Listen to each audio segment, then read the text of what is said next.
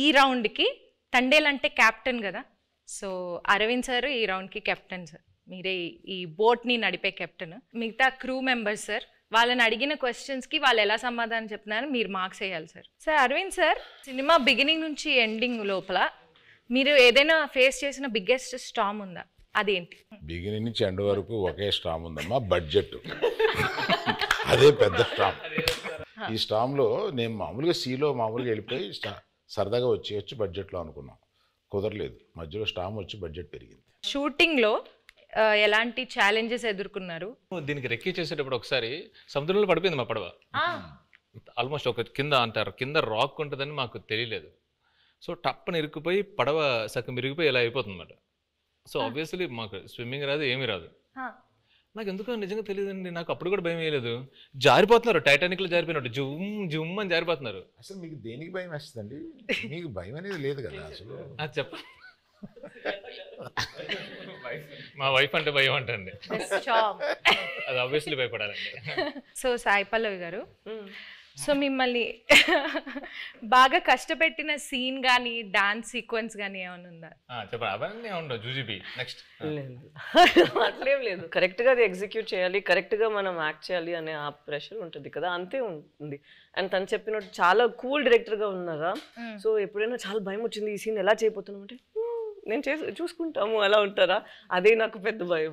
ఏంటి ఇంత కూల్గా ఉన్నారు అలా అయిపోయి. ఈ బోట్లో ఎనర్జీ తగ్గినప్పుడు, అంటే ఈ బోట్ ప్రయాణం అంటే మూవీ ప్రయాణంలో ఎనర్జీ తగ్గిపోయినప్పుడు మీరు ఎలా మీ కో యాక్టర్స్ని కానీ మీ టీంని ఎలా మోటివేట్ చేసేవాళ్ళు? ప్రతి ఎపిసోడ్ ఈ సినిమాలో చాలా పెద్ద ఎపిసోడ్. పాపం అరవింద్ గారికి ఆయనకి బాగా ఆయన హీట్ మ్యాక్సిమం ఆయనే ఫేస్ చేశారు. కానీ మాకు ప్రతి ఎపిసోడ్ ఒక ఛాలెంజింగ్ ఎపిసోడే. అండ్ సముద్రంలో చాలా వరకు షూటింగ్ చేసాం ఈ సినిమా. అండ్ సముద్రంలో చేయటం not at all easy. So షెడ్యూల్కి కొంచెం గ్యాప్స్ ఎక్కువ తీసుకునేవాళ్ళం.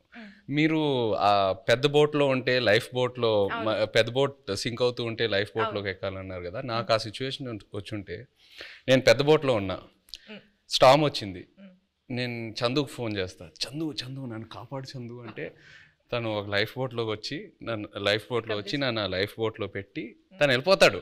నన్ను మధ్యలో ఆ లైఫ్ బోట్లో వదిలేస్తాడు. I will come in some time, మీరు అక్కడే ఉండండి, నేను కొన్ని రోజుల్లో వస్తా, డోంట్ వరీ. అక్కడే ఆ లైఫ్ బోట్లో నాకు స్నాక్స్, ఒక ఎంటర్టైన్మెంట్ అన్నీ నన్ను కంఫర్ట్గా పెట్టి నేను వస్తా, ఒక 1-2 monthsలో వస్తా, వచ్చి పికప్ చేసుకుంటా. అంత కూల్గా ఉంటాడు మా చందు. సో మీరు మధ్యలో వదిలేస్తారు అలాగా? మధ్యలో వదిలేదండి, ప్రిపరేషన్ కోసం.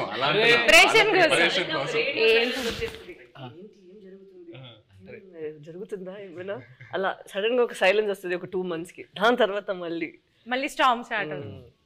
మేము కలెక్ట్ చేసిన ఇన్ఫర్మేషన్తో కానీ మీరు రాసుకున్న స్టోరీలో ఇంటర్వల్ కంప్లీట్ వేరండి. ఒకసారి మళ్ళీ మనం వెళ్ళినప్పుడు మొత్తం అంతా అక్కడ శ్రీకాకుళం వెళ్ళి మొత్తం రీసెర్చ్ చేస్తున్నప్పుడు ఇంకా డీప్ అండ్ డెప్త్గా ఆ 22 మందిని కూర్చొని వాళ్ళని వీళ్ళని అడిగితే, అప్పుడు వాళ్ళు అక్కడ ఫిషింగ్లో ఉన్నప్పుడు వాళ్ళకి ఒక 2017లో ఒక స్టార్మ్ వచ్చింది. నిజంగా వాళ్ళ పడవలు ఎలా అయ్యాయి, ఒక పెద్ద కార్గో షిప్ ఎలా వచ్చింది, దాన్ని ఎలా ఫేస్ చేశారు, ఇవన్నీ విన్న తర్వాత అప్పటికే బడ్జెట్ ఫిక్స్ అయిపోయింది. మెల్లిగా పిల్లిలో వచ్చాయి మళ్ళీ అరవింద్ గారి దగ్గరికి వచ్చి, అరవింద్ గారు అంటే మన ఇంటర్వెల్ని మొత్తం ఇప్పుడు ఏదో నార్మల్గా అక్కడ ఎవరు ఓకే చెప్పింది వాసువే కదా, విని యాస్టేజ్ చేయాలి సార్, మనం ఇది యాస్టేజ్ చేస్తున్నాం దింపుతున్నాం మనకే కదా ఎంకరేజ్. అవును చెప్పింది. నా దగ్గరికి వచ్చి అప్పుడే ప్రపోజల్ చెప్పారు, మీరంతా డిసైడ్ చేసుకున్నా వాసు అక్కడ ఫిక్స్ అయినారంటే అమ్మా సూపర్ అంతకన్నా అని చెప్పాము. అప్పుడు ఆ స్టామ్ సీక్వెన్స్ వచ్చింది. మెల్లగా మా ఛాంబర్ రూమ్ ఒకటి ఉంటుంది, మాకు ఏం మాట్లాడుకున్నా కంపెనీ రూమ్ అన్నట్టు. సో అరవింద్ గారితో కూర్చోబెట్టి మెల్లగా చెప్పి నన్ను అప్రూవల్ చేశారు. సీరియస్గా చెప్పనండి, ఈయన బడ్జెట్ గురించి మాట్లాడుతున్నారు కానీ మధ్యలో నేను అలిగేసి నాకు ఇది వద్దు నేను చేయను అని చెప్పాను. ఆ స్టామ్ సీక్వెన్స్ వద్దు అరవింద్ దగ్గర, మామూలుగా వెళ్ళిపోదాం అంటే ఆయనే నో, ఇప్పుడున్న ఆడియన్స్కి ఆ స్పాన్ తెలియాలి, అది కావాలి అని చెప్పి ఆ స్టామ్ని ఆహ్వానించింది ఆయనే. సీరియస్లీ